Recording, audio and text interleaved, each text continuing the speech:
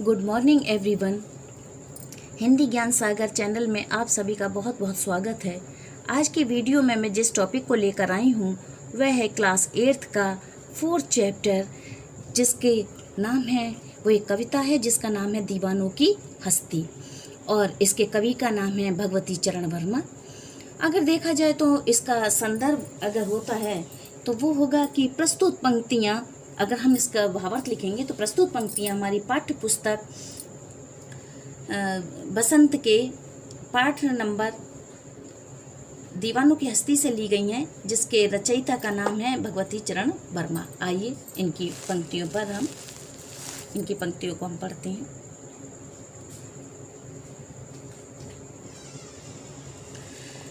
हम दीवानों की क्या हस्ती है, आज यहाँ कल वहाँ चले, मस्ती का आलम साथ चला, हम धूल उड़ाते जहाँ चले। इन पंक्तियों में कवि कह रहे हैं कि दीवानों की कोई हस्ती नहीं होती। हस्ती कहते पहचान के लिए, अर्थात वो किसी भी तरह के घमंड में नहीं रहते। कैसे घमंड में? यानी वो बहुत बड़े आदमी हैं और ना ही उन्हें किसी चीज़ की कमी या कोई मलाल होता है। कभी खुद को भी एक दीवाना मानते हैं और बस अपनी मस्ती में मस्त रहते हैं। उनकी इस मस्ती और खुशी के आगे किसी भी प्रकार का दुख, परेशानी, चिंता नहीं टिक पाती है। और वह कहते हैं कि हम जहाँ भी जाते हैं तो समझ लो वहाँ से दुख और गम धूल की तरह उड़न छू हो जाता है, उड़ जाता है। सेकंड देखते हैं पैराग्राफ। आए बनकर उल्लास अभी, आंसू बनकर बह चले अभी, सब कहते ही रह गए अरे, तुम कैसे आए कहाँ चले। इन पंक्तियों में कवि कह रहे हैं कि दीवाने बड़े मस्त मौला लोग होते हैं। वह जहाँ भी जाते हैं वहाँ का माहौल बिल्कुल खुशियों से भर देते हैं। फिर जब वो उस जगह से जाने लगते हैं तो सभी लोग जो वहाँ पर होते हैं, जो उनके साथ उन्होंने समय बिताया होता है, वो काफ़ी दुखी हो जाते हैं। लोगों को उनके जाने तक का पता नहीं चलता। वो तो मन में ही बस ये अफसोस करते रहते हैं कि अरे पता ही नहीं कि ये कवि, ये दीवाने कब आए और कब चले गए। इस प्रकार कवि का कहना यह है कि एक जगह टिक कर रहना उनका स्वभाव नहीं है। उन्हें बस भ्रमण करते घूमते रहना पसंद है, इसलिए वो अक्सर अलग अलग जगह पर आते जाते रहते हैं। किस ओर चले ये मत पूछो, चलना है बस इसलिए चले, जग से उसका कुछ लिए चले, जग को अपना कुछ दिए चले। इन पंक्तियों में कवि आगे कह रहे हैं कि मुझसे मत पूछो कि मैं कहाँ जा रहा हूँ, मुझे तो बस चलते जाना है, चलते रहना है, इसलिए मैं चले जा रहा हूँ। मैंने इस दुनिया से बहुत कुछ प्राप्त किया है, विवेक, ज्ञान, व्यवहार, सभी कुछ प्राप्त किया है, और अब मैं जो मैंने प्राप्त किया है उसी चीज़ को मैं सभी बाकी लोगों के साथ भी बांटना चाहता हूँ। इसलिए मुझे लगातार चलना ही होगा, निरंतर चलना ही होगा। आगे की पंक्तियाँ देखते हैं। दो बात कही दो बात सुनी, कुछ हंसे और फिर कुछ रोए, छक कर सुख दुख के घूंटों को हम एक भाव से पिए चले।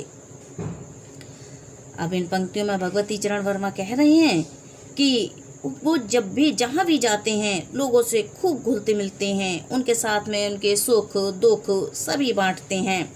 कवि के लिए सुख और दुख दोनों ही चीज़ें एक समान हैं, इसलिए वो दोनों ही परिस्थितियों में शांत रहकर काट लेते हैं। जैसा का साधुओं का भी स्वभाव होता है कि वो कहते हैं जब आप सुख को अच्छी तरह से खुशी खुशी स्वीकार करते हैं तो हमें दुख को भी खुशी खुशी स्वीकार करना चाहिए, क्योंकि ये तो सुख दुख है। जब सुख आएगा तो जाहिर सी बात है दुख भी आएगा, और दुख के बाद फिर सुख आएगा। तो ये तो वो चीज़ें हैं, इसलिए हमें दोनों ही घड़ी में समान रूप से रहना चाहिए। ये नहीं है कि सुख आए तब तो हम बहुत खुश हो जाएं और दुख आए तो हम रोएं और दुखी हो जाएं, तो ऐसा नहीं होना चाहिए।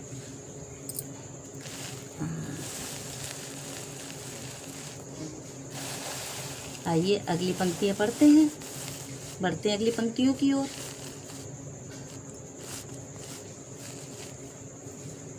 हम भिखमंगों की दुनिया में स्वच्छंद लुटाकर प्यार चले, हम एक निशानी सी उर पर ले असफलता का भार चले।